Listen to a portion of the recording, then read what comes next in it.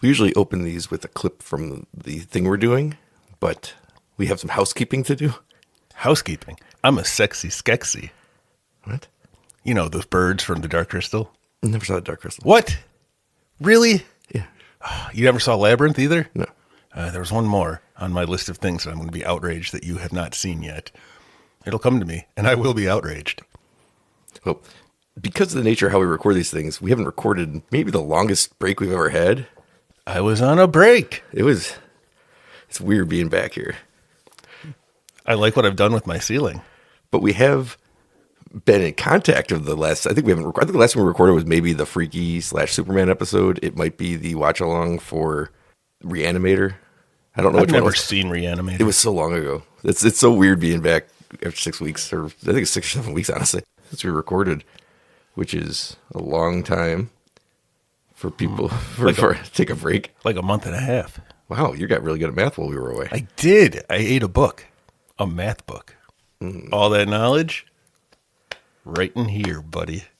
Well, there are certain things that have happened since we last recorded in real time, since now we're up to date, that have to be covered. I saw Snake Eyes. That's not one of them. But then the Cage update's out of the way. I also saw The Last Voyage of the Demeter. But no, that was like a year ago. I just forgot to tell you. It was all right. Well, more importantly, Hulk Hogan died, Ozzy Osbourne died, Malcolm Jamal Warner died, Michael Madsen died, Brian Wilson died, 1988 Olympic silver medalist Park Sung-soo died. It was a big summer, Pete.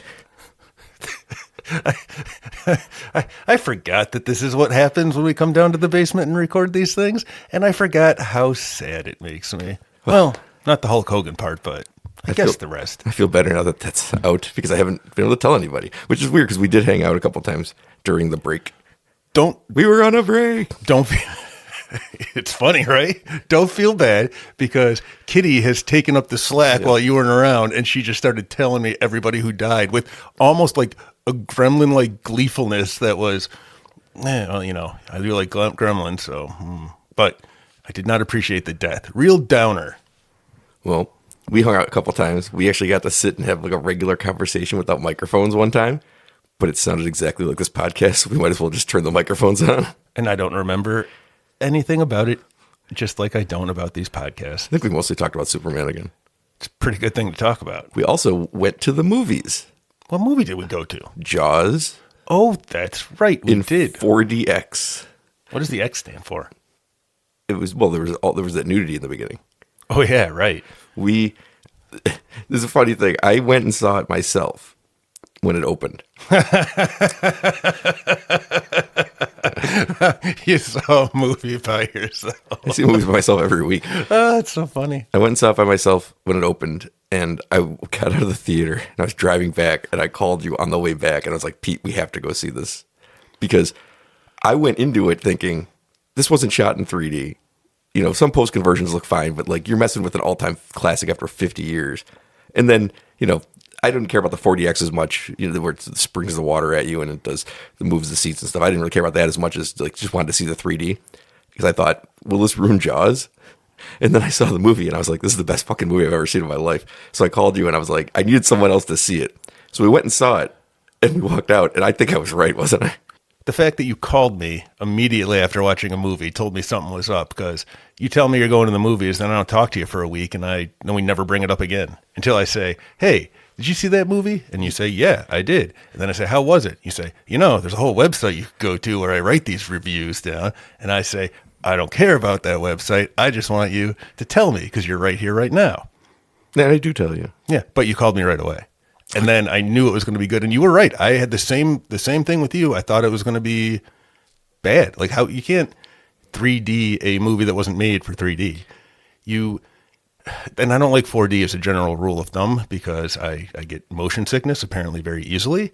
And trying to eat my popcorn while shaking is not fun.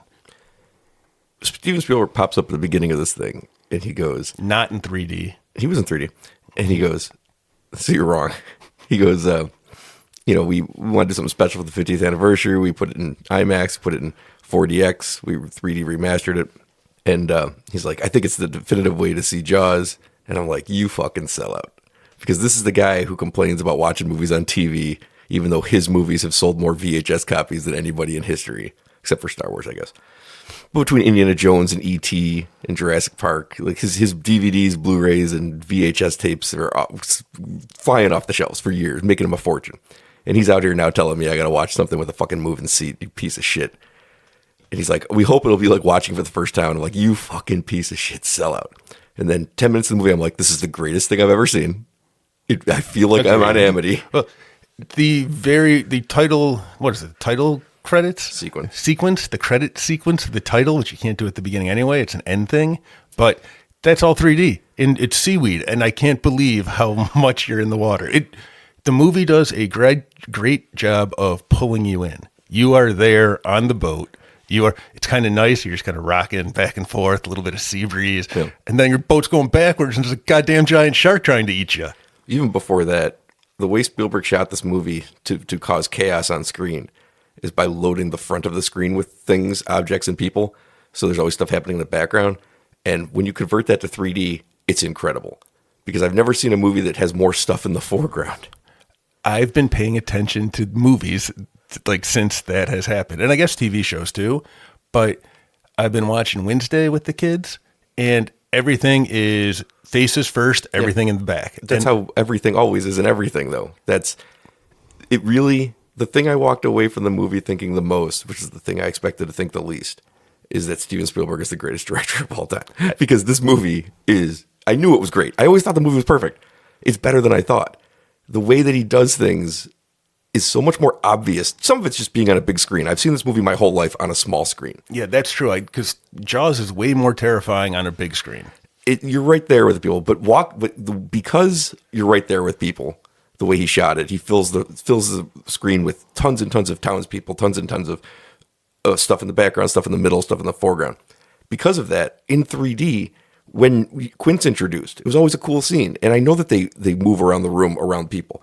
But when the people are human-sized, because I'm watching it on a big screen, I'm just filling that hole to look at him through. And it's not just cut to his face. There's a whole camera movement that is brilliant. And I knew that the thing on the beach where he does Hitchcock stuff was always cool. 10 times cooler on the big screen and in 3D. Because, that guy that I never hear a word he says who's right in front of Brody's face talking about whatever nonsense. Well, Brody's trying to... Now, the perspective is like, because of 3D, he's right in my face. I still can't understand a word he's saying, but I'm looking over his shoulder and it's literally far away. It's a perfect conversion to 3D. If it ever comes back to the big screen, you got to go see it because, first of all, the movie's perfect, but it made everything better. And when they get on the boat, it was incredible. I'm trying to remember what that conversation was about because I listened. The guy was trying to get Brody to go do something because but I don't know what. I heard it. I heard it when we saw it in 4D, Bryan, and I was like, oh, so that's what he's talking about. There were so many things I noticed for the first time in a movie that I've seen 100 times, and I no longer question what Steven Spielberg's best movie is. I'm 100% sure it's Jaws. Yeah, he's still a sellout, though. Yeah, he shows up. Yeah. But now he sold me something I liked. Right, exactly. It finally worked. It did work. It's hard to believe this is the same guy that makes these movies now that I couldn't be bothered to go look at. I don't know. I don't know. I'm never going to see anything he makes. I guess if he releases Jaws in 5D, I'll go see it. Or Jurassic Park, perhaps. But he did lie to us at the beginning. What did he say? I wasn't really listening. He talked about how something he said was true. He's like, I walked off that set. We had so many problems. I was told I didn't believe I'd ever work again in this. I didn't think I'd ever work again. And that was true. That's how he felt when the movie was over because it was such a disaster to shoot. But he also said, we're out there in the middle of the Atlantic Ocean, which was his fault. That was his decision. But he said, I'm out there shooting my second feature film. That is a lie. And I turned to you in the theater. I said, I think this was his third movie. And I was right. What was the first one? I guess he's not counting Duel as a movie, but Duel was a movie. Maybe it was a TV movie, but Duel was the first movie, and Sugarland Express was the second movie. So this liar, he wants me to give him extra credit when it was actually his third movie. What was his fourth movie? Close Encounters of the Third Kind? But that would be his third because it's the third kind. Maybe that's why he's confused. I saw something on a football game that said somebody was the 30th player in history instead of third. It was 3TH. And that's what I saw. I'm not even sure that was his fourth movie. Well, it can't be. It's the third. It was just my guess because I'm guessing he worked with, what's his name? Richard Dreyfuss again right after. Richard Hooper? Hoopa. Hooper. All right. Yeah. Okay. I'm even wrong. Looks like he directed something years before that, but I never heard of it, so I'm going to skip it. Close Encounters of the Third Kind was next. There's the movie called Firelight. Never heard of this. 1964. It might be in Punked. How do I go my whole life without ever hearing about this? Are you on Wikipedia? Oh, he shot it for $500. This isn't real. Yeah, you can't trust Wikipedia. Duel, 1971. Sugarland Express, 1974. Both for Universal Pictures. They weren't like home projects that I'm kind of, you lying motherfucker. Well, that's what sellouts do. They lie. But thank you for Jaws. Because Jaws is a masterpiece. The problem is, and I think you ran into it too, is we had to go see it in a 5-day span because now it's gone. And that movie is, I don't know how to recommend it to people. It is in theaters at the time of this recording, not in 4DX anymore, but there are still screenings of the 50th anniversary going because it was number 2 at the box office.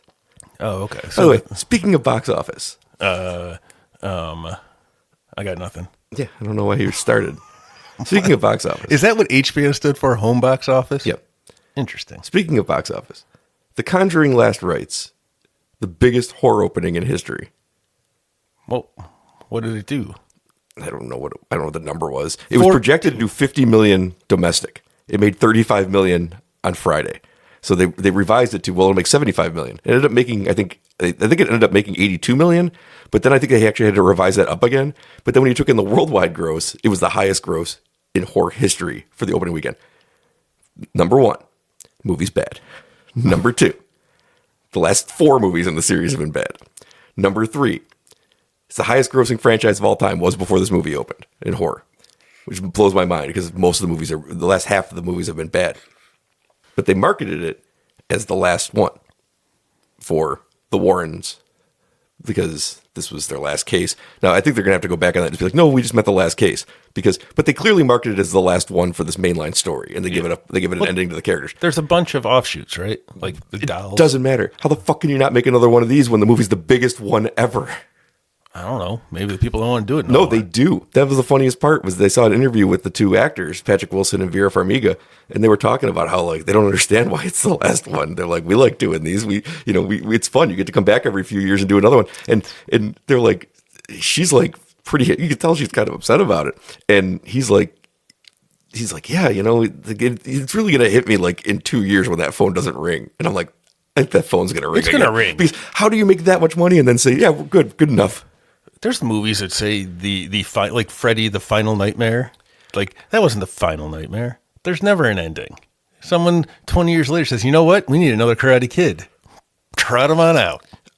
Yeah, I know it happens. It happened to Jason. It happened to Freddy. It's just marketing. They'll be back. They're going to be back. But they put an ending on the franchise, too. So like they'll have to do one in the past because we already know nothing happens past this in the timeline. Do they all die? I mean, they talk about what happens to them in the real world, but it's years later. Turns out they're crazy, they manipulative. They don't talk about what happens to them in the real world. Oh, okay. In this pretend world where they're good people. Yes, in the pretend world where they're good people and they get a happy send-off and they're not con artists. Ooh, I read those books when I was a kid. Those Warren books.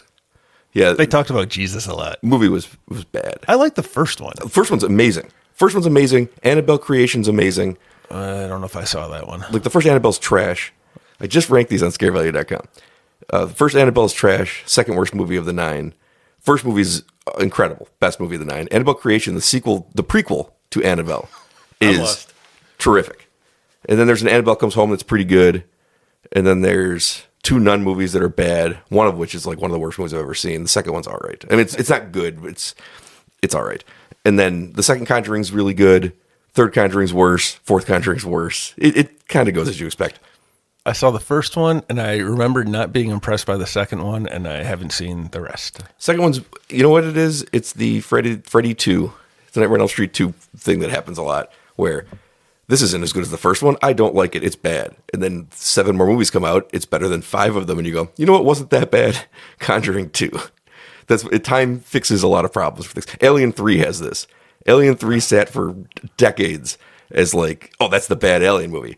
And then Oh, it's that for a while. It was a bad Alien movie. And then Alien Resurrection comes out, and you're like, oh, it's worse than 3. And then Alien vs. Predator and Alien vs. Predator 2 come out. And I just ranked these on the website, too. The 2 Alien vs. Predator movies come out, and they're atrocious. And now we're 20 years past Alien 3 by the time we get to Prometheus. And you're like, I guess Alien 3 isn't that bad. It's like top half now. Which one was Resurrection and which one was 3? 3 was the one where she was bald. Is that the one with the baby alien? Yeah. And then the 4th one was the Winona Ryder was the secret robot, and it was just bad. I think they were and it was 200 years in the future, and she was a clone. I'm conflating those two movies. Like I'm mixing. Well, them you together. shouldn't be able to, because one has real style, and it just isn't what people wanted, and the other one is a fucking mess. Nope. Which one was Ron Perlman in? The 4th one, All right. Resurrection. That movie's a mess. But was there a baby alien in that one too? I don't know. I don't remember. I just wrote their things, but I don't remember. Which one has the alien? The 3rd one is the one where they clone her. I'm sorry. The 4th one is the one. Right? Yeah, I should re-rank these. You know what the problem is? That I've seen the 3rd one recently, and it was really good, I thought. And the 4th one I haven't seen in a long time because I know it's really bad. And I'm not giving it another chance because I know it's bad. It's got all the trappings of a late 90s sci-fi movie you don't want.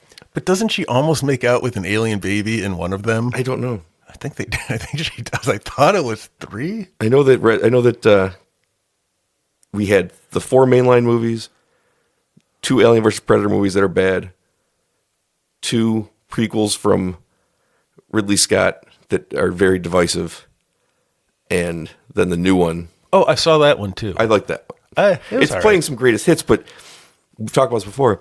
The biggest problem with this franchise is they perfected it the first time. So how do you want to make an Alien movie and it's not going to have a face hugger, a chest burster? You know, like you're gonna do the same patterns because the story is perfect. You can't improve upon it. Yeah, I know, but I don't necessarily know that I needed to see it. No, but I thought it was good. I couldn't get past the Rook Bishop naming. Like since you, no, I don't want to even get into that again because it is frustrating. Yeah, I don't think I would have noticed or cared had you not brought it up. Just long story short, Ash is the name of the android in the first movie. Bishop is the name of the android in the second movie. There's an android named Rook in the last movie, this new one, Alien Romulus, except it's CGI version of Ash. So it's from the Ash line, and it's named in a pattern with the Bishop. That's the dumbest fucking thing. I wanted to stand up in the theater and be like, this is madness. What are they doing? Why do you name it? Clearly, it's from a different future line. A different model Yes, run. a different model run. So, and here's the worst part. The CGI for the Ian Holm robot is terrible. It's very jarring. Lance Hendrickson still alive. This is the dumbest shit possible. Interesting choices. Yeah, but the movie's like the 3rd best movie in the series because the series has a lot of problems. But how do you follow 2 perfect movies? We have the perfect movie and a perfect sequel. That's tough. I don't envy anybody who tries to do it because it is hard. And that's what she said. All right, then I'll bring our catch-up talk. Oh, wait, no. I got one more thing. Oh, what else? I had lots of stuff and you made me forget all of it. I said in the Psycho 2 episode we recorded back in, I don't know, May. Did I like Psycho 2? It came out last week. I said in that one, I just made an offhanded comment about how, because you said something about Norman killing a guy, and I was like, he doesn't really kill guys. Like, well, he does kill Dennis Franz in this one. He doesn't kill Dennis Franz. Emma Spool kills Dennis Franz. The only person that Norman Bates kills in that movie is Emma Spool. So I said it like, just like, yeah, the killer killed him. He didn't kill him. So I maintain that he wouldn't kill the guy. Who's Emma Poole? All right. Now, let's get to our sound for... Pete picked the movies today. Pete also picked the last watch-along we did, so you're getting more hands-on. What was the last watch-along? Reanimator. I like that one. I remember that. So as a make good for that tough summer that was spring for us, I'm letting him pick movies now. So he picked... Tell everybody what you picked. Oh, I almost had whatever that other Muppet movie that I wanted to make you watch that you haven't seen yet. All right, what did I pick? I picked House and House Numero Dos, the second story. All right, here is a clip from House. 17-year-old female presents with abrasions and apparent trauma injury to her wrist. Dr. House? Continue. You're reading a comic book. And you're calling attention to your bosom by wearing a low-cut top. Oh, I'm sorry. I thought we were having a state the obvious contest. I'm competitive by nature. I don't remember this I part. thought you were supposed to be listening to our patient histories. Nope, I'm supposed to be teaching you. If I can do that without listening, more power to me. 17-year-old This guy's female. supposed to have universal power over all gravity. How come his hair won't stay down? That's just stupid. I didn't look for a clip from the actual movie House. I just thought I'd do that. Which comic do you think they were reading? I saw the clip. He was just a fake comic. That's dumb. That was a clip from House. I hate those dumb fake things like 555 is your phone number. Was that a stupid bit? Yes, it was. But you should have seen how much joy it brought me last night searching through House clips. House came out in December of 1985 in limited theaters before moving to an expanded release in February 1986. Not sure how we missed that, but it happened. So I didn't even know. See, I always forget about House. You never saw it, right? I saw the first one a long time ago. Like 1986, on probably. like Fox in like 1990 or something. I saw that one. What about House 2? Never seen it. I swear they were on the HBO rotation because... Never saw it. All right, these were... They might have been. I couldn't remember anything about it, and as soon as it came on, House, the original here, it all came rushing back. Every time a scene came on, I'm like, oh yeah, I imagine it was like a goddamn Return to Oz for you, watching it for the first time. Like, you're like, oh yeah. You peed yourself? Well, I mean, I'm always doing that now. Kitty's upset all the time, but it had nothing to do with the movie. It's just my general laziness taking over. But it's a movie. It was produced by Sean S. Cunningham, co-creator of Friday the 13th, director of the first Friday the 13th movie. It was directed by Steve Miner, who directed Friday the 13th Part 2 and Soul Man. Is that the one with C. Thomas Howell? Yeah. Oof. And he also directed Halloween H2O and Friday the 13th Part 3. And I believe he directed My Father the Hero with Gerard Depardieu. I'm doing this all from memory. If he can tell you that's true. So if that's, I'm not 100% those are right. I might cut them if they're not, but I'm pretty sure that I saw that was right. What an eclectic, not exactly Bob Clark with his quadrant of unbelievable films he directed. Were any of how are these treated? How are these movies? Are they well regarded? Are they? I think the people think the first one's fine and the second one's terrible. All right. It was written by some guy whose name I don't have written down because I forgot to bring my notes. And he wrote and directed the second one. Sean S. Cunningham also produced the second one. And the story comes from friend of the podcast and director of Night of the Creeps and The Monster Squad, Fred Decker. Both 1 and 2, the story came from Fred Decker. I did not see that in the credits. Well, you literally do a credit check. I didn't catch that one. I think you saw the name and didn't know who it was. Probably not. But now that you've said it, I recognize the name. The first one stars... I could do this all from memory now. I could look at my phone, I guess. Well, I can tell you right now, the first one stars George Wendt, and I don't know who the other people are. Well, no, it stars William Catt, Greatest American Hero. That's who that guy was. That was bugging me. And his neighbor is Norm from Cheers, George Wendt. That's the draw. His Vietnam buddy is Richard Bull from Yep. Night Court. It's a weird Cheers Night Court crossover. Both of them had already started on TV at that point. So they were already famous from TV. Do you want to know another fun fact about them? Yes. They have passed away.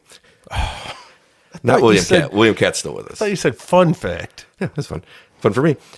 And the second one, nobody comes back. It's a whole new story and a whole new castle. Yeah, but all right. It stars Ari Gross, who I think people know him best from Ellen. I think we know him best from Soul Man. There's a real Soul Man connected universe. Holy moly. And also, who's in this movie? Bill Maher, for some reason, is in this movie as an unlikable guy. And I was like, yeah, perfect casting. John Ratzenberger's here to keep their Cheers quota. Cliff Clavin. It's got to be the best part of the movie. Because it's so irreverent when he shows up. And he's like, it's just one of them portals you see. And I'm like, that for some reason, the movie needed that moment. Well, part 1 is... Well, let's finish what I'm doing, What are you and then doing? we'll get into talking about the movies. Because I don't know how to talk about it. You just brought up a point. I don't know if that was the best part. It's like a fever dream. You can just lay out until I'm finished. Amy Yasbeck is in this movie, who we know from the Problem Child movies and Wings, and being the widow of John Ritter, who people never forgive for dying at the same time as Johnny Cash. One day later. No, it was one day earlier. We just didn't know about it till one day later. Really? Fun fact. Don't ever question me on death, boy. Johnny Cash died on September 12th, 2003. John Ritter died on September 11th, 2003. The Johnny Cash news broke first. So That's not the way I remember it. I know it's not. You just displayed that. It also stars Lar Park Lincoln, who was telekinetic Tina in Friday the 13th, Part 7. And we'll hear about more of her when we get to the Scarevalue Awards this year in the In Memoriam section. I know what those words mean, and those aren't nice words. And Gramps is played by Royal Dano, no relation to Paul Dano. Bullshit. But he was in a lot of cowboy movies in the 50s and 60s. But listen to this run he closed out his career on, because I think this is one of the most fun runs you can have for just an aging cowboy. First of all, this movie he's fun in. Yep. He's in Killer Clowns from Outer Space, Ghoulies 2, Twin Peaks, and his last role is in the George A. Romero directed Stephen King adaptation, The Dark Half. I don't know why he turned to just fun horror movies at the end, but he did. I wonder if he played a cowboy in all of them, because I think there was a cowboy in The Dark Half. He might have played a cowboy. That would have been why you cast him. Yeah, he was a famous cowboy actor. And Dwyer Brown shows up in this movie for a minute. He is the father of Kevin Costner in Field of Dreams. So every time his face pops up on screen, I'm like, hey, that's Kevin Costner's dad. Who was he playing? He was the father that gives away his son at the beginning of the movie. Okay. And that is all the notes I have, I think, on that. So we can get into talking about the movie now. Let's talk about the first movie first, because that is the order they came out in. True. There are also different houses in both movies. Yes. Just want to throw Different that out people there. in different houses. Craziness. So it's the second story, which is a clever title, but it's also not the second story of the house, which is what makes it clever. So it's not as clever as it seems to be. I like the tagline for the first one, Ding Dong Dead. I think it'd be great if the entire second movie just took place on the second floor. That's what I thought was going to happen. Mm-hmm. It wasn't. It was completely different. But the first one, what did you think, having seen it once long ago and rewatching? I had no memory of it, but then when I was watching it, I was like, oh, I remember a couple parts of this. So what did I think back then? I don't know. Okay. These stuck with me. It's probably because of all the practical effects, and that's what these are the beginning. They are practical effects. However, in the second movie, We're on the first movie, though, I've never buddy. seen more practical effects that look like they're digital. What do you mean? When the pterodactyl is like in the cupboard, he's like, it's weird. Just everybody go watch the movie. The pterodactyl is clearly practical effect because he's interacting with it, he's touching it, he's feeding Yeah, it. it's But obvious. but behind him looks like it's computer generated. It's so weird because it's 1987, so it's not. Right. But like they put it on like a fake screen behind him instead of just putting him in a cupboard. It's the weirdest choice. Well, it there's the stop animation, there's the practical effects. Well, let's go back to the first one because like I had to say that because like I couldn't figure out what was happening. Like, why does this look fake even though it's real? The first one is it's got real horror elements in it, and it's got comedy mixed in there. It's kind of clunky in places, but I really enjoy this movie. It's nonsense. Then you're the one to talk to. Oh, you didn't like it? Because I have some questions. All right. So this guy, the movie starts, or quick synopsis. I'm going to give you a quick synopsis of this because maybe you're forgetting something. This guy, Roger. Yeah. Roger Cobb. Wait, are you saying Roger because I'm right, or are you his name Roger? Well, it's really messed up because his neighbor's name is Roger that. So I'm going to make it confusing as we continue this routine. It's tough enough for me to tell you a synopsis without you distracting me on purpose. So there's a guy named Roger. Well, first off, there's an old lady who kills herself in a house. Yes. And then this guy, Roger, moves in to this house. He's separated from his wife because apparently his kid went missing in this very same house that he's now living in. Mm-hmm. And he's all like sad, trying to write his new book, like recently divorced and shit. Then what A book happened? about his time in Vietnam. Yeah, that's important later. Which no one who is a fan of his writing or works with him is excited to see him write.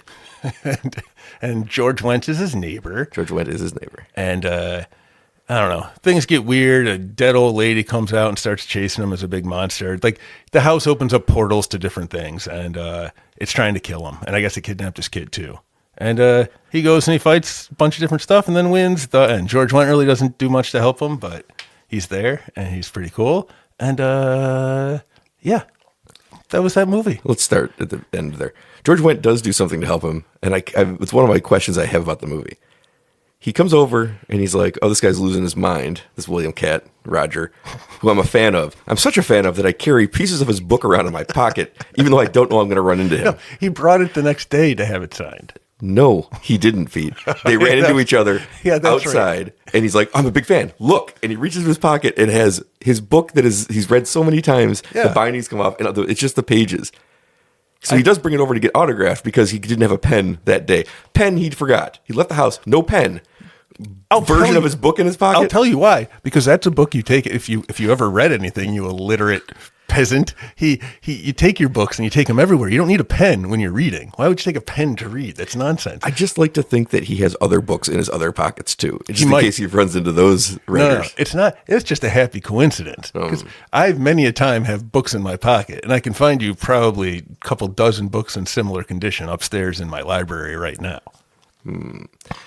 So that answers that question. Oh yeah, that question's certainly been answered. Like, I don't know what you cannot like about this movie. There's tools that chase him. The tools in the shed go evil and they try to kill him, but he traps them in a door. Didn't we say all we needed to say in Evil Dead? What year did Evil Dead come out? 81. Oh, okay. I thought that it came out earlier. I'm like, all right. I think, no, this was nice because those tools were flying around chasing him through the house. Quick run back to the Royal Dano thing. Do you know who starred in The Dark Half? Johnny Depp. No. Yeah, he did. No, he didn't. Yeah, he did. Why would you think that? Because he starred in The Dark Half, a Stephen King thing. No. Yeah. The Dark Half stars Timothy Hutton and Amy Madigan, who we will hear more about during the Scare Value Awards. Oh, no. In Best Actress, because she is so good in weapons. You bastard, man. I don't trust you now. I know. She was also in Uncle Buck. Amy Madigan's Field of Dreams, Uncle Buck. Who was she in Uncle Buck? She was the girlfriend that was not there when Buck was away. She's awesome. She's Ed Harris's wife. She's awesome. What did I see Ed Harris in recently? Nothing. It was the other guy. Remember The Gary Rock? Sinise.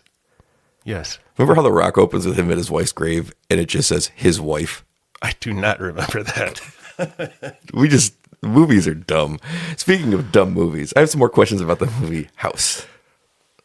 Wait, what's the dumb movie you're talking about, though? I liked House fine, but I have some issues with it. First of all, I never figured out what the tone of this movie was supposed to be or what it was trying to be. It doesn't. I have the answer for that. Or what it wanted to be. It is sort of this tragic story with all of a sudden there's a monster there. Then when he tricks the monster to get into getting killed by the tools, there's suddenly a musical montage. And I think that tells you. A musical montage of him burying parts he dismembered in the ground. And it's played for comedy, I guess, but it's not funny. But also I want to point out, this movie is about a man's Vietnam trauma who lost his son. His missing child. The movie forgets that he lost his son for at least an hour. It never forgets. That's always there. No, he's not having nightmares and flashbacks to losing the son after like the opening scene. He's having flashbacks and nightmares about Vietnam. Because it's been months since he forgot about that kid. Like he's gotten past that. But that Vietnam shit, that sticks with you. The George Wendt thing. George Wendt comes over, sees he's lost his mind, and he steals his phone book, his personal phone book, to call his Hollywood actress wife. This is overstepping after one meeting, isn't it? No, he's a concerned neighbor and a fan, so it's a little bit. Yeah, see, that's what this movie is so great about. That's what makes this movie so great. Look how it's perfect. That's what a person would be like. He's a super fan, so it's kind of forbidden to steal that notebook and like take it, but he's doing it for good. But also, he can talk to this famous actress, but he's doing it for good. Couldn't care less. She was a famous actress. Not a fan of hers. I don't remember that part. Was not awestruck, was not interested in it at all. Well, he was pretending. Just got her personal phone number. Just was like, all right, I got it. Like he didn't care. It's like I get these other loose pages signed by my favorite author.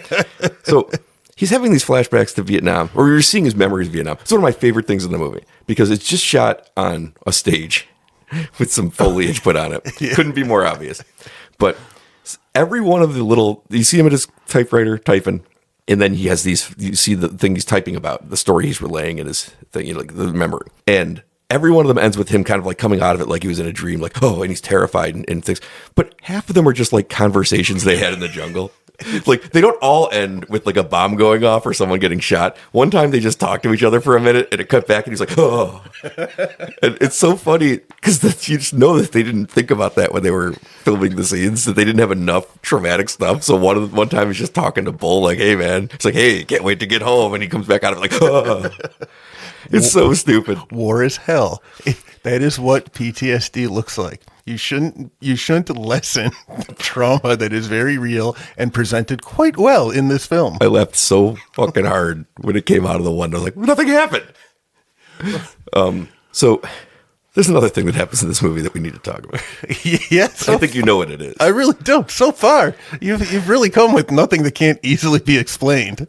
A neighbor who is sloppily set up once in the garden for like 2 minutes comes over and says, I need you, person I don't know anything about, to raise my child for me.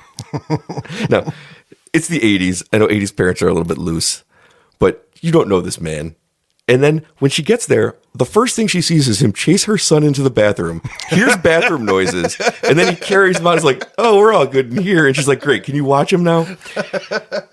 Pete, he's got him for one night. He bathes this child. I forgot about that. What the fuck is happening? All right. First off, understand the character who drops off this child. The one setup was the end of the musical montage, and she shows up in a bikini and just kind of flirts with him, and then walks away, showing off her butt in the bikini. And then she shows up and says, "Hello, here's my child. Can you watch him for me?" But you know what was attached to that child's back, Brian? You forgot the important part. Dismembered hand. The dismembered hand that a dog dug up and ran away with. So if you haven't seen the movie, I want you to picture him, a grown man fighting with a zombie hand attached to a child in a closed bathroom door. And just imagine what that sounds like. And now imagine being the mother on the other side going, really got to get to this date. And she did. I don't know why he gave the child a bath. That was weird. Was that before or after the tiny little children demons grabbed him and tried to run away with him up the chimney? Because he might have been dirty. After. So my assumption was he would have been dirty, but I would have appreciated if they'd have shown that. And also, I don't think he was dirty in his bathing suit area.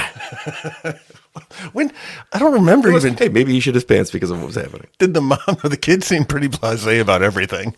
Did the mom just come back and take the kid? Mom came back, took the kid. He had a real bonding time with the kid. He's like, hey, you come back and see me. Never does.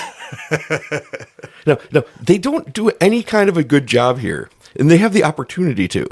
He lost his son. He was doing something else. But he's also like, he's got the kid there. And he's like, I want to type and like just watch TV. And why is there not an emotional connection to having the night with this child? Well, that kid's pretty goddamn weird. Look at him. Why do it? Why do it if you're not going to have that scene? Because the lady showed up and said, here, watch my kid. You can't control these things, Brian. They just happen, just like in real life. I was dumbfounded. Dumbfounded that there was like, you put this in here in the most haphazard way possible, and you make no connection to the loss of his child. Nonsense. It was such a swerve out of left field. I appreciated that they set him up with like, ooh, it's a sexy woman flirting with me, and she's like, great, watch my kid. That's brilliant. Brilliant. But why is there no connecting that to the, because I told you the movie forgot that his son disappeared for a long time. They're like fusing together different scripts, and one of them didn't have that subplot.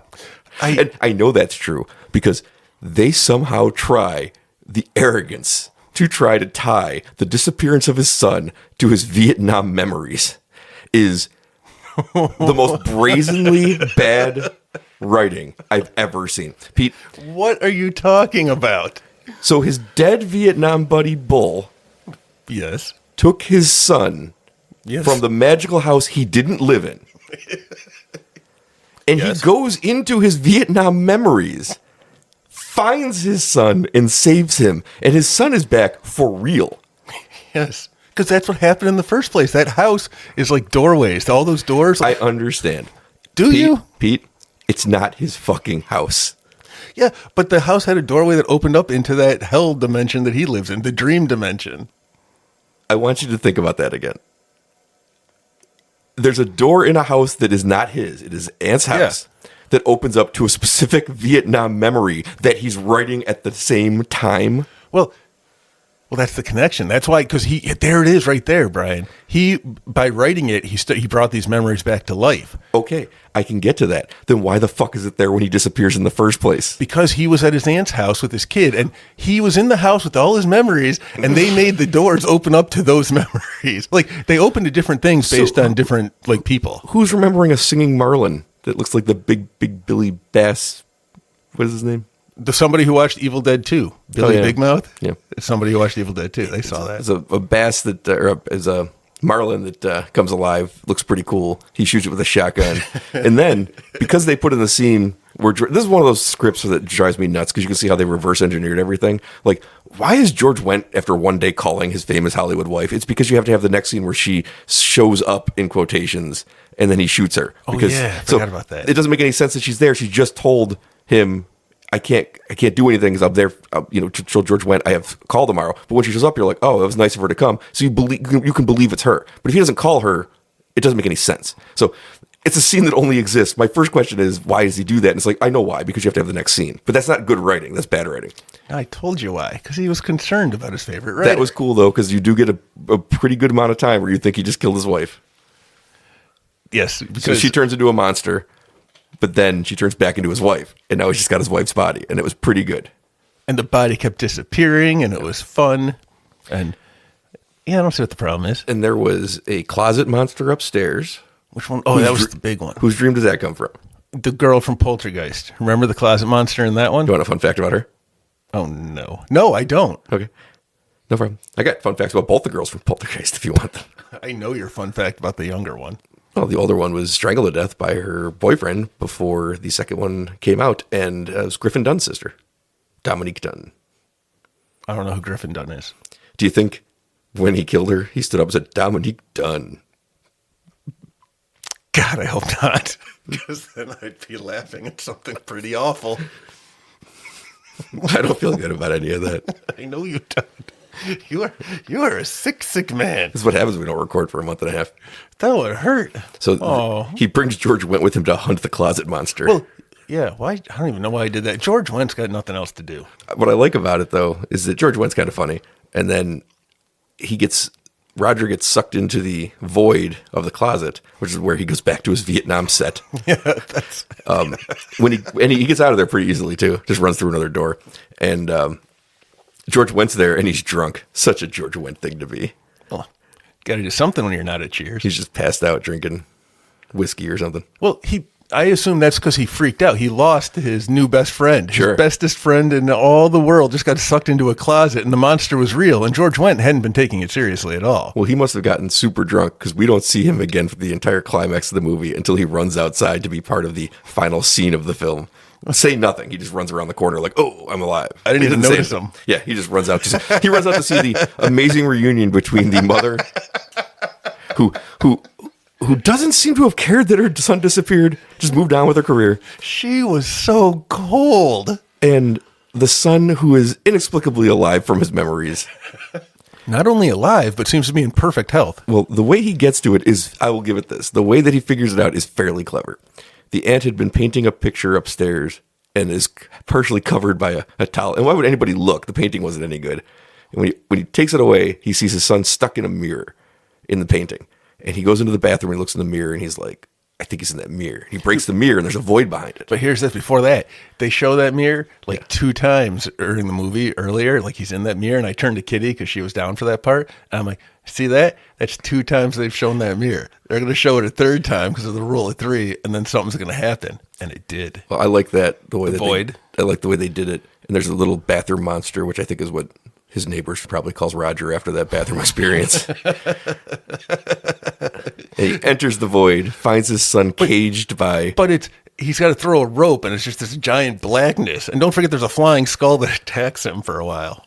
while he's trying to climb down, and you got the little window that's open in the top. That's some cool imagery. But Pete, why is his friend from Vietnam angry with him and stealing his son? Because he said, kill me, and Roger was too much of a chicken shit to kill him, and he got kidnapped and tortured. And Bull is a crazy guy. Yes. Vengeance is being reaped upon his family because he didn't kill somebody. Yes. Okay. See, that's like a weird anti-war protest thing. It's a real biting commentary. Yeah, so he fights off Zombie Bull, which is pretty cool. It's fine. Zombie Bull's got weapons and stuff. And I don't know. It's just impossible to take seriously what's real and what's not real in this world. I think it'd be better if his son wasn't there at the end. Yeah, then he gets his son back. And no, I think it'd be better if he wasn't there. I think it'd be better if like that also had to go with the rest of the closing the portals. Because I think it's stupid. How did he even resolve it? He's just like, you don't scare me. He put a grenade in him, blew him up, and then threw him off a... No, I guess he threw him off the thing first. He threw him down a cliff that was behind the house all of a sudden because they're in the void. He opened up a door and there was a cliff there. And then he just pops back up. He's like, you can't kill me. And then he puts a grenade in him, and I guess that kills him. And then he runs outside. The mother shows up in a taxi. By the way, the taxi driver waits the entire scene because he hasn't gotten paid. It's a good acting choice. It's a good acting choice. Troll was the other movie that I think you should watch at some time. Okay, I'm not going to. All right. And we bring it home. The mother and son are reunited. Roger stands at the door and smiles. And it just stops. And I'm like, what more do you have to say? The unmitigated gall to not explain yourself further. It is such a weird movie. I watched it a lot, and having watched it now for the first time since I was a kid, I think it holds up. Tight little movie. Doesn't leave a lot of unanswered questions. It leaves it all unanswered. I didn't hate the movie, but I'm just like, so many choices were strange. I just, from now on, whenever I'm having like just a memory of nothing important, I'm going to shake out of it like I just had a bad nightmare. Because I laughed so hard, Pete. I laughed so fucking hard. But it's trauma. But it's not my favorite thing I saw that was a weird choice. We'll get to that in House 2, the second story. Yeah. Before we get there, because I was going to say you think these were weird choices. House 2 is a completely different story. But we're going to do the credit check. The second one, in fact. We're going to do the credit check because I did it. Let me see here. There was a best boy by the name of Michael something. I can't read my writing. Sorry, Michael. And here, this is interesting. I don't know which one's more interesting. First off, there was an animal wrangler on the set. But at the end, there was no message from the Humane Association saying that no animals were harmed on the set. So I don't know if he was a very good animal wrangler. Any update on that kid that he babysat? Nope. But here's another thing that was interesting, but really it's just more of a mistake on me because I was tired. But there's a credit that says titles designed by, but it's all small, so it looks like it says titties designed by. And that was kind of funny. And would you like to guess the number that this film was? 2. 27,900. I got the first number right. And we got to do these where, because you tell me if I'm right, and then I'll guess the next number. Oh, is that how we're doing this? Yeah, because if I got in the 2s. Ooh, okay. Well, 2 was right. Well, then 6. No. 9. No. Okay, I give up. 7. Oh. 27,912. So that's what number that one was. And it came out in 1985. Yeah. So December of 85. I had that. What I think I'm going to do is write down all of them that we do and see if they go in order based on the years. Yeah, that's what we've been doing. But so far they are. I'm going to write it down in its notebook, and I'll have it as long as I don't. Notebook is a Bill's color book page of Josh Allen that he colored in poorly. Yeah. Well, I guess I don't have a notebook, so that's pretty much thrown that idea out the window. I did the best I could. That was my credit check. If you listened to last week's episode, Psycho 2, we said that this week would be the Spooky Season Spectacular, but that has been postponed for 1 week because people have not given the information of what's coming out yet for Spooky Season in some places. So we're going to give it another week, and if they can't get it done by then fuck them. So next week will be the Spooky Season Spectacular. Kitty will be here, and we'll go over the biggest releases coming out for Spooky Season. And the problem is that, like, Hulu has one thing listed. They usually have more than one thing, so I'm trying to wait for them to tell me if there's still a Halloween or if Santa Claus is dead. I gotta find out. And I mean, Screenbox will never give me things. I think I got Shutters. I think I got Paramount. I think I got a lot of it. I don't have all of it. And it's like, we're recording a week ahead, so I'll wait another week and hopefully it will give me information by then. If not, we won't tell you. No. Well, one of the fun things that's going to come up on that podcast is that something that Kitty said she was looking forward to in the summer spooktacular. Is that what we call it? I have no idea. In the summer I know version they're all of this? spooky. Yes, but not that way. One of the movies, she was like, "Oh, that one sounds good. I'm looking forward to that one." And she was like, "Yeah, I'm looking forward to that movie." Didn't come out. It's coming out this fall, so we get to do it all over again. So let's see if she likes it this time. Ooh. What did I say about it? You don't have it. You never say anything memorable. Speaking of unmemorable, let's get to House 2, the second story. What are you talking about? Unmemorable? This is the one you've been chomping at the bit to talk about. You'd be like, No, there's one specific thing in the movie that is so... It makes the Vietnam flashback dream to a conversation he had look like nothing. It's I've never seen anything like it, and I couldn't tell how anybody could let it get through because it was so wrong. I cannot think of what you could possibly be referring to. And I'm going over this movie in my head right now. Let's get into it. The movie opens with a couple giving their son away before they're killed at Which a is new how house. all these movies start. The house kills them because it wasn't just killed. There was like some weird cowboy ghost that killed him with a 6-shooter. Hey, I have a question about House before we get to House 2. The doctor house? Did we ever discover why his aunt killed herself? The house one.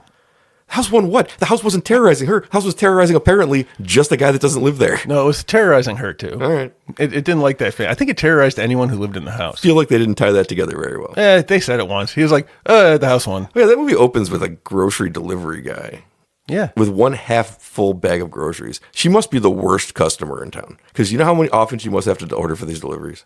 I was just impressed that they had like delivery back in the 1980s from a grocery store. Yeah, I feel like this kid. This is weird though. Is it his first day? Because he's clearly never been there before. I felt like he had been there before. Really? Because when he walks in uninvited because he hears something, he's looking around the house like he's never seen any of it before. These acting choices are strange. It's a weird house. He both acts at the door. Maybe she's never gotten past the door before. I think that's guess. what it was. Yeah. This is his first time going in. It was weird. And then he just wandered all around because why wouldn't you? The whole thing was weird. It's like what happens in the Texas Chainsaw Massacre. You find a house, you wander in. If he had stayed there longer, the house would have got him too. Maybe it did. Maybe he's in one of the voids. He could be. Yeah. Okay. House 2, the second story.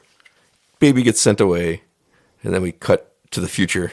25 years later, and inexplicably, it's still a castle and not the same house from the first one. Baby comes back. Did it? Baby comes back as an adult. Who was the baby? Ari Gross. Okay, I didn't make that connection. Soul Man. He's not the Soul Man, but he is in Soul Man. I don't remember him in Soul Man. So he's inherited the house or something. I don't remember. Oh, yeah, so he inherited the house. Because his parents died then, so you think he would have inherited it then. But he has like adopted parents and he didn't find he has no family, he says at some point. But he's got a girlfriend. He's got a grandpa. He's got a girlfriend played by Lara Park Lincoln. Yep. Telekinetic Tina. Sure. Nothing else to say on her behalf. Nope. She's there with massive shoulder pads. 80s. Rock on. Then, do they do anything? No, they just kind of hang out at the house and he bonks his head on an ironing board. That's kind of funny and I laughed. And then his buddy shows up with his girlfriend. Can I just say this? I've never been more excited for you to tell me the plot of a movie than I am for you to tell me what happens in House 2. Okay, I don't have any notes. Because I watched it, and I can't wait for you to tell me what happens in House 2. It's you're not wrong. It's a tough one to try to spread out in a nutshell, but I'm going to try. Let me tell you what I had written down after about 45 minutes. I think it's about a skull. Oh, that's what I had written down. It's right. There's a skull. That was 45 minutes of notes. No, I forgot my notes today, and I had a lot of stuff written down for House. I had a lot of stuff written down for that before we got to House. For House 2, I had written down maybe 4 lines. So it's okay that I lost this part. So then his friend shows up, and he's got Amy Asbeck with him, and he seems like a drunken, jerky asshole, and I can't wait for him to die. Mm-hmm. And then, I don't know, they like music or something, and they're trying to get, because the girlfriend, Telekinetic Tina, is a record person, and... I missed all of this. Yeah. So they're there really just to kind of, like, get a record deal. And that's why Amy Asbeck is dancing around in her underwear with the music all loud. So then the Tina comes in and she's like, "Ooh, I think I found the new hit. I'm going to call Bill Maher, my record boss, I guess. I don't know." So, all right, that stuff happens. I don't know. Then what happens? I think they find it. The what's his name? Ari? I don't know what his name is in the Roger movie. 2. No. Roger 2 is going through his family's history in the basement, and what he finds is that all the story about his great-great-great-grandpappy who had a feud with another guy over a crystal skull, which I think was the plot of Indiana Jones, and I'm probably never going to watch that movie now. Pete, do you want some more bad writing? We learn all this as he's looking at pictures and talking to himself. He has long monologues like, "This must be my great-great-great-grandfather." And he looks at his name and goes, "They must have named me after him." He's talking to no one. He's talking to us. No, he's not. Because that would have been a choice I would have respected. Because in a movie that's this zany anyway, it would have made perfect sense for him to just turn to the camera and be like, "I guess I'm named after this guy." This thing about him being named after him becomes like a shockingly important plot point that comes up 3 times. It's rule of 3. Yeah. So anyway, as he's telling us all about this, because how else are we supposed to learn? Like He's telling himself about this. Agree to disagree. Okay. So he tells us. Then his friend shows up, like tricking him, like, "Ooh, I'm going to steal the paper. What are you doing?" You're like, "You're a jerk." Then it turns out he's not. So then the guy, Roger 2, tells us all of the same stuff again, but he's telling it to his friend this time, who wasn't here to over here at the first time. So then they go, "Let's go dig up great-great-grandpappy because that skull is probably buried with him." So they do, and great-great-great-grandpappy's still alive in the grave, and he almost kills him, but he doesn't because they're both named Jesse. And then they bring him home. Yes, it was very important. They were both named Jesse. Yes. So you remembered the name. Yes, Jesse McLaughlin. And it was super important because he's about to be killed by the zombie, and he's like, "They named me after you." And he had a zombie mask on for some reason. And he takes off his mask, and he's like, "You're my great-great-grandson." And he was a zombie underneath the mask. Yeah. Except he looked fine. Yeah, he didn't look that much different than just like an old man walking around. I mean, they're pretty close. Yeah. So then they bring him home. Then I guess the friend feels bad for him. So takes great-great-grandpappy out in his car, and they go drinking and driving. Then I think he throws him a party, and they have a party at the house. And the Bill Maher shows up. And God, I hate Bill Maher, but he shows up, and he's a dick, which is perfect. Then some girl shows up. Ex-girlfriend. Yeah, I don't even know who she was. She just suddenly shows up and smooches Jesse right in the face. And he's like, "What are you doing?" And then Bill Maher sees it, and he's like, hey, Tina. And he's like, he's going to tell Tina because he's some dumb bitch. And he's also hanging out with Amy Yasbeck because she wants to get her record made. Let me ask you a question. Do you think it's bad to tell Tina? He doesn't have a relationship with Jesse. He has a relationship with telekinetic Tina. Telekinetic Tina is the one he works with. He just watched her boyfriend kiss someone else. I think he should tell her because it's not breaking the bro code when your friend is the girl. Even if your motivation is bad, it's still something bad she should know. I'm not even thinking about bro code. I'm just saying he's a smarmy dick and everything he does is wrong. But I don't think that moment was wrong. Okay. That was wrong because he was smarmy. He was smarmy, Brian. And smarmy people don't do well in these kinds of movies. He was smart. He did fine. I don't understand it. As near as I can tell. No one died this is the last time we see him and the 2 girls. They show up once more. But that's it. And then they go away all together, I guess. Let's see here. So then what happens at that party? Grandpa's dancing with some girly girls. And the buddy, he thinks it's cool. And Jesse is freaking out like in a normal, person But does. it's Halloween, so it's fine. Is that why they were having the party? Halloween, Oh, yeah. they all had costumes on. That makes sense now. I thought he told people to dress up so Grandpa could come. Anyway, in the middle of it, one of the doorways opens and a barbarian comes running out. Yeah. And also, did you know that Kane Hodder was in both these movies? I knew he was in one of them. He was in both of them. I forgot to say that in the credit check for the first one, but he was there and he was in this one too. Do you know Frank Welker did voices in this one? I did not.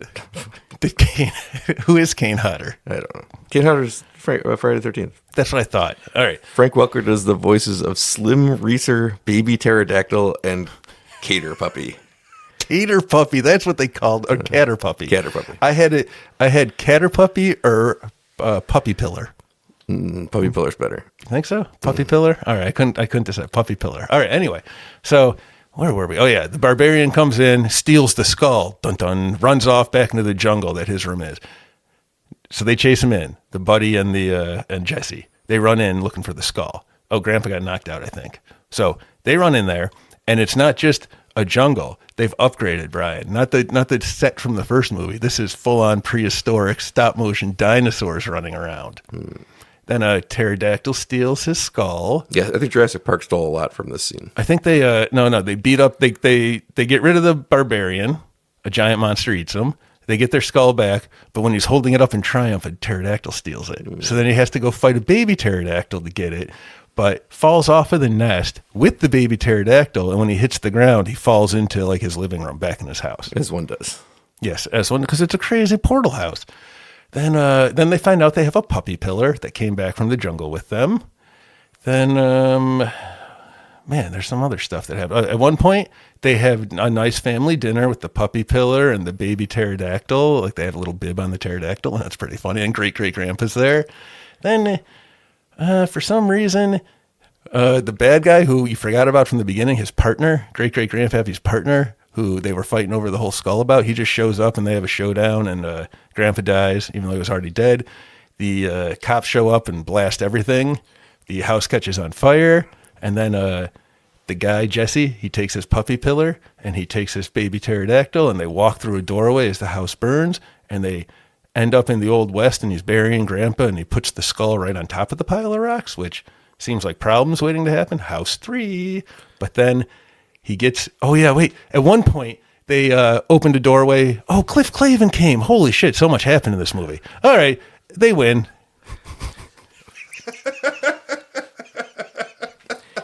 Is my understanding that the skull opens the doors? I don't know. I'm pretty sure that's Jesse's last warning. Gramps' last warning to Jesse is, get what you need from it, and then get rid of it because it's with all the powers in the skull. How is everyone else getting through without the skull? I think it just makes everything happen when it's in that. When he put bad writing. When he put it in that little chalice on the fireplace, that little spot, that like sends its power all through the house and activates, ley lines and such. Stories you have to infer for yourself what's happening. You don't have to infer; you just get it. Like he puts the skull perfectly into the place. Like when they walk into the house at the beginning, they say, "Oh, it looks like something is missing from there." See, that's not bad writing. That's foreshadowing. Pete, there's a scene. So are the people on the other side of these portals just trying the door all the time, hoping the skull door's goes not back? even there? All right. There's a scene in this movie. You look you look way too put upon for having watched this movie. There's a scene in this movie that might be the dumbest thing I've ever seen. I can't even disagree with you. You don't even know what the scene is yet. No, but I've seen this movie. Go on. They're in the basement with Gramps, and they're listening to Gramps tell a story. Oh, yeah, that was a montage? Was it? Yes. Because the story never breaks. The music swells like you're watching a montage. The visuals fade in and out like time's passing, but the story never breaks.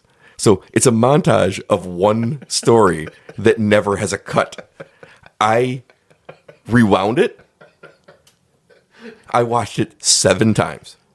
There's one part near the end that might be a jump, but all of those crossfades between their faces listening and the music and swelling music and everything is as if you're watching a montage. He never breaks the story. He just tells one simple story that they film as if it's taking place over 7 weeks. And time has moved forward, and they're going to emerge into a different future. I wanted to stop watching movies forever after watching this scene because I don't even understand how this happened. Now, see, I look at it. Think how smart they were. They saved so much money. They only had to film one thing instead of having to film 7 weeks of footage to make the montage. They just did it all in one shot and just stretched it out. That's how they're able to spend all their money on special effects. I watched this late last night after there's a football game last night, Monday Night Football, because we're recording on a Tuesday, and I watched it after that. So I watched it basically this morning, late night, early morning. I can't promise you it won't be the last movie I ever watch because I might be done with the format. It's something I used to love. I'm not sure I love it anymore. In the middle of all of this, I forgot. All right.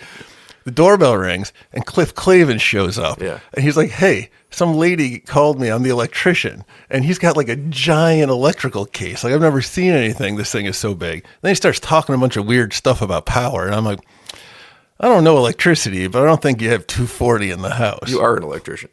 You don't know electricity. I'm not a very good electrician, but I'm pretty sure. But anyway, turns out as he's, ripping wires out of the wall, because I know that is how you check for power on stuff. Sure. He finds a portal. This was for you, like when I watched that movie where like 80 people worked in a small warehouse. And I'm like, no. Because when I watched him doing his electrical work, I was like, that seems right. Yeah, it was pretty accurate. You just find a wire, start yanking on it until you find the portal to another dimension. But he goes and gets them while they're running around doing whatever they're trying to do, Jesse and his buddy.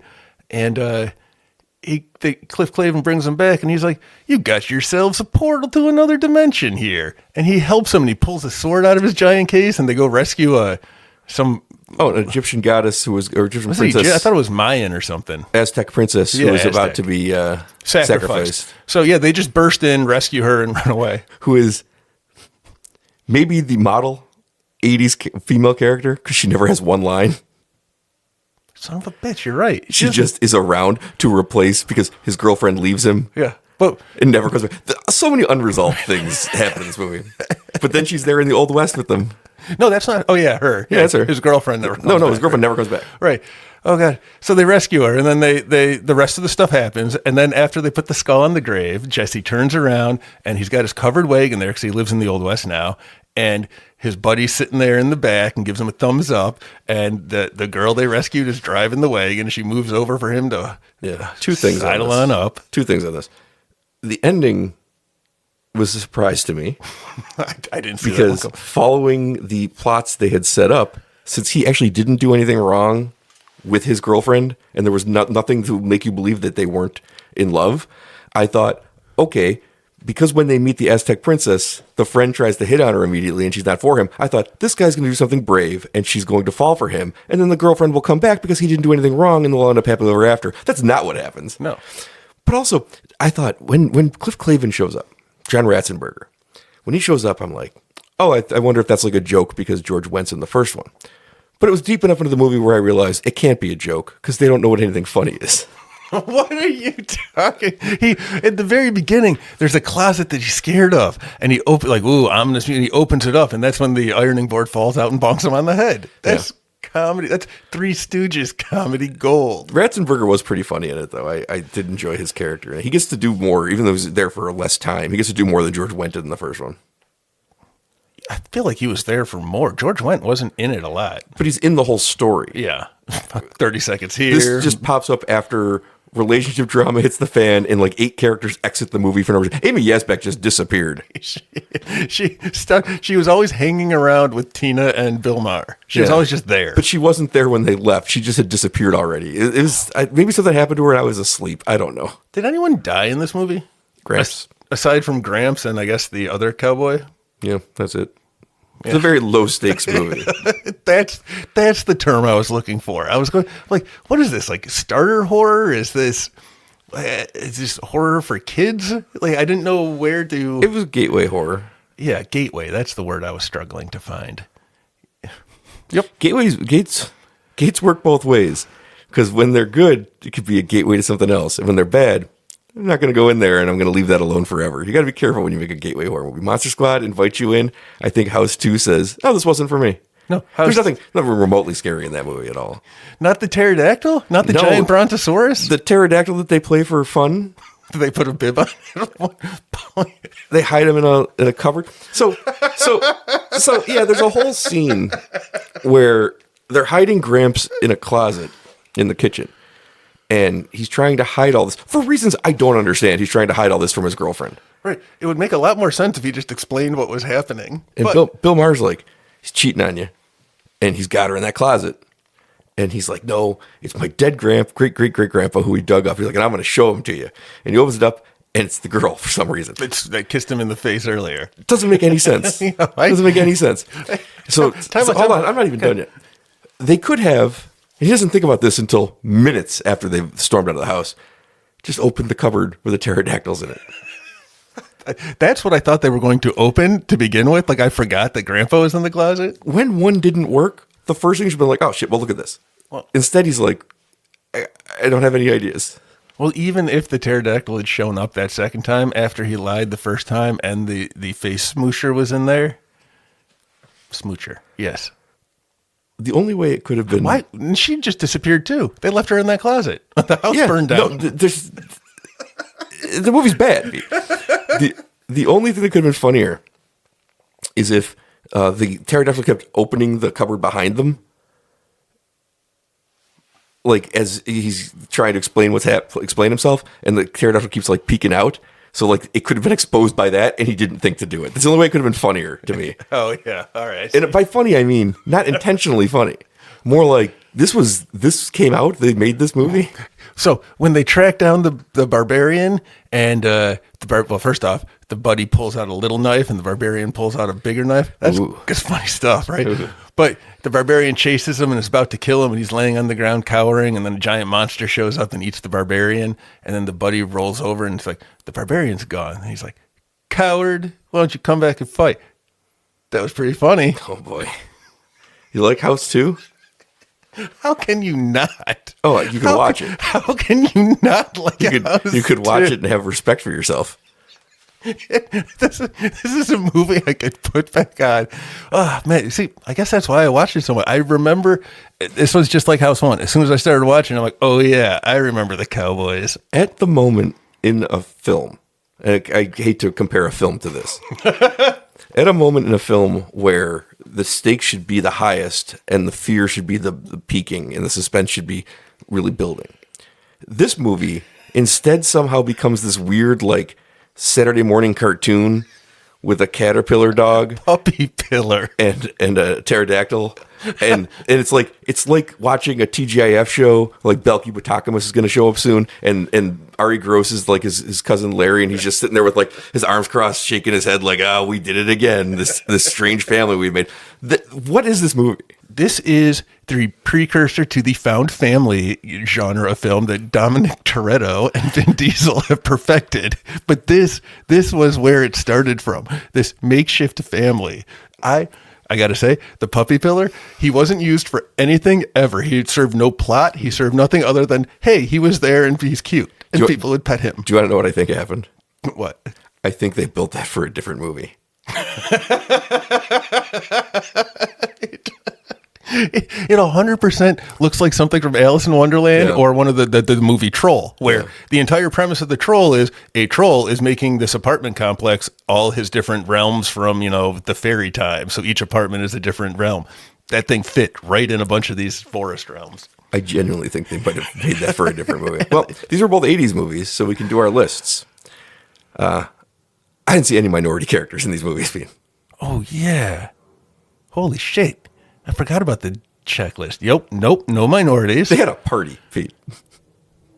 Well, it's hard to tell because everyone was wearing masks. I guess that's true, but also, as we know, characters have to have a name, dialogue, a reason to exist. They can't just be standing there. I think they went over 2 on that.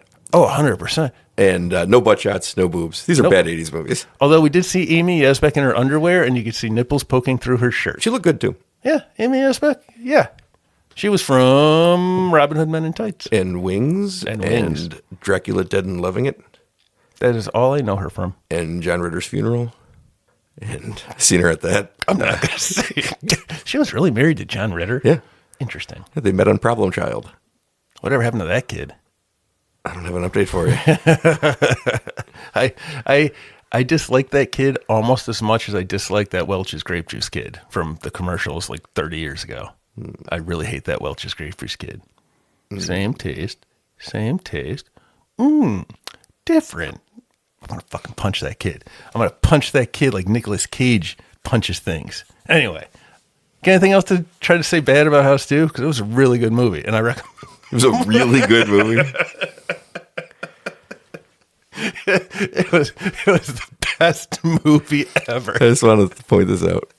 You saw this a week or so after watching Jaws and 4DX. How would you compare them? The craftsmanship, the storytelling, the performances, the art of it. The art of it, Pete. How would you compare the art of it? The problem is, I got to discount a lot of Jaws because it had special effects and 3D and things, so I can't count any of that. Now, this one had a puppy pillar and a baby pterodactyl and a diplodocus and a giant pterodactyl and a barbarian and a couple of cowboys. And Amy has back in her underwear. Amy has back in her underwear.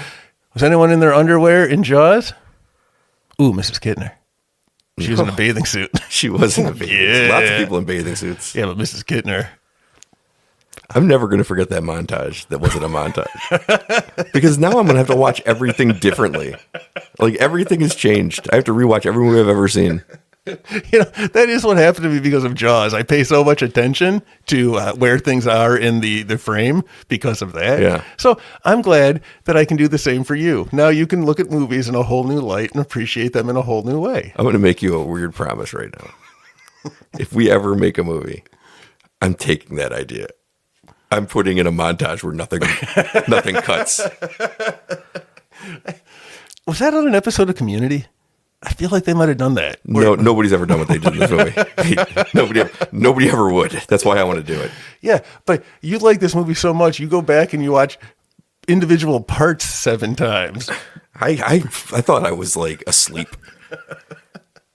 Everybody has to see it. They do this. They do like sometimes there's 3 of them at once, fading people out into other people around the circle. But the story's just being overlaid on top of it. It's the same story. He's It's just the same- talking there's about no- robbing a train one time. Like it doesn't. You keep expecting it to be like mumble off, and then like a later part, and I'm talking like that never happened. It's just him telling the story with the oddest choice ever made.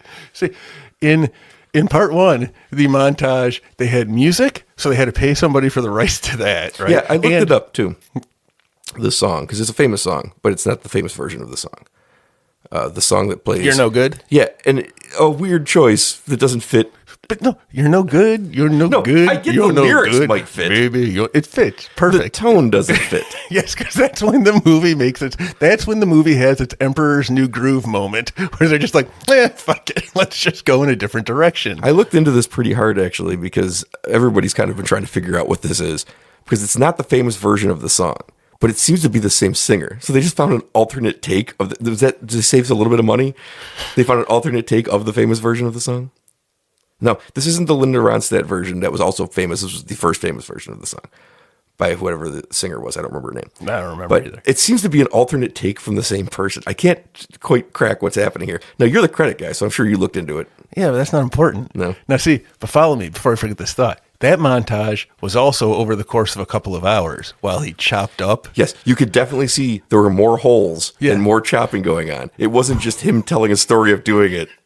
So they saw that and said they had to spend hours filming that. Let's just do it all in one take. And we're going to montage the shit out of it. And we're not paying nobody for music. We're just going to have the guy tell a story the whole time. These guys are that's why there's so much money on that awesome stop motion stuff. I feel like, throughout modern history, there are moments like, where were you when Kennedy was shot? Where were you when 9/11 happened?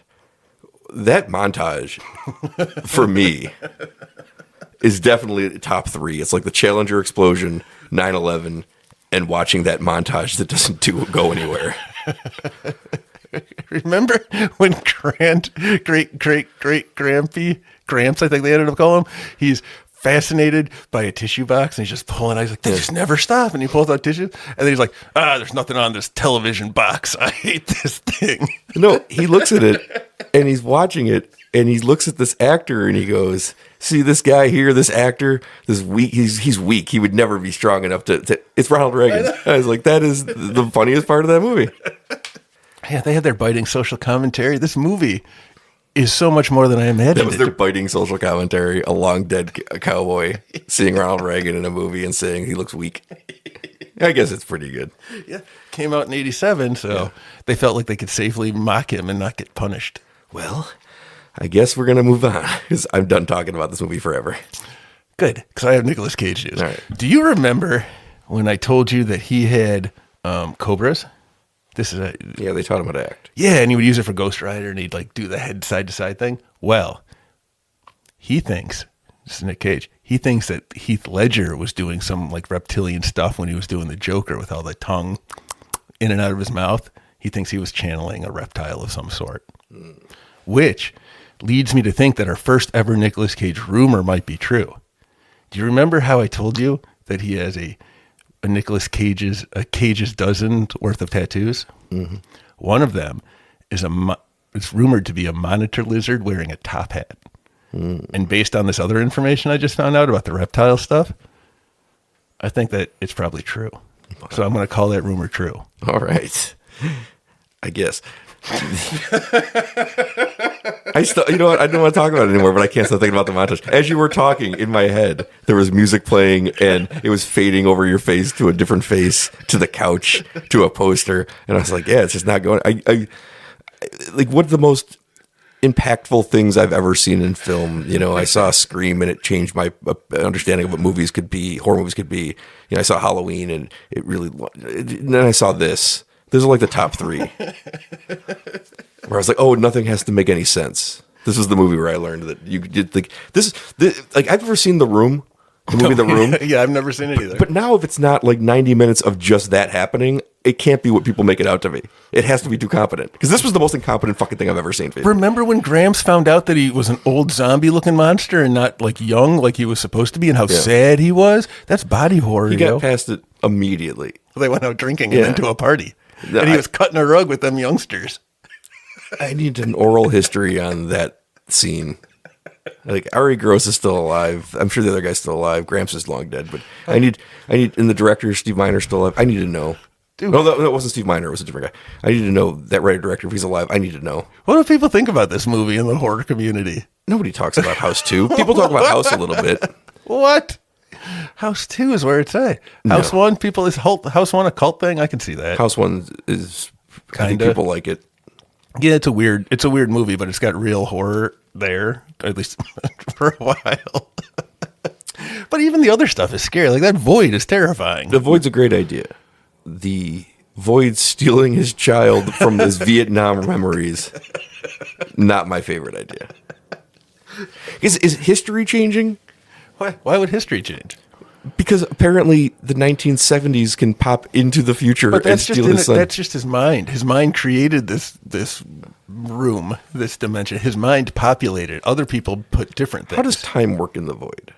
I don't know if it's ever explained. I assume 1 for 1. Because that kid hasn't eaten in months? Yeah, that's what I couldn't figure that out. He seemed fine. So I guess it's kind of like one of them things where it's just nothing happens. You don't age or decay or anything while you're there. Maybe time doesn't pass in there. You can spend years in there and nothing happens outside. That makes sense because it's just a memory. That makes sense is what you're going with. It's a memory. All right. Yeah. Well, you'll be happy to know that this credit check is pretty quick. So, House 2, the second story, there was a first assistant director, a second assistant director, and a second assistant director. Because it's House 2, so I assume they couldn't put a 3 in here anywhere. So they had a second assistant director. And it was number, I guess? Well, it's going to start with a 2. Because the last one was 2-7, so I'm going to say 2-7. How do you remember this stuff? Remember in Teenage Mutant Ninja Turtles when he goes to see critters and he walks and goes, where do they come up with this stuff? I do remember that. 279. No. All right, then. 28471. Okay, maybe we're wrong. No, because that's more. I know it's more, but do you think that that would have been, well, the last one was 279, this was 284? Less than. It's only been a year. No, 2 years, 85 to 87. December 85 to early 87. It's been a year and a half at most. I don't have the months written down, so. I feel like maybe we're wrong. Nope, I think it's right. What's the math on that? What's 28471 minus 27912? It's 1,000. Just 1,000. Less than 1,000. Like 800. I think 800 movies could come out. I guess. I don't know. The numbers are still going up. I know that. And as long as I don't lose this notebook, that's a piece of paper with Josh Allen that I colored. Well, I kept thinking it was like 200,000 something.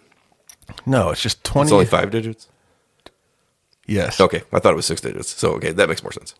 Yes. All right. All right. So, good movie. Which one? Both. Nope.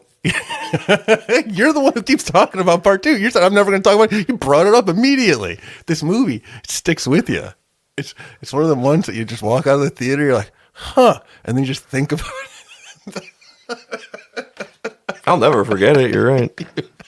Your face looks very traumatized. Oh, you liked it. I think between the two things from this podcast that have stuck with me the most that we've watched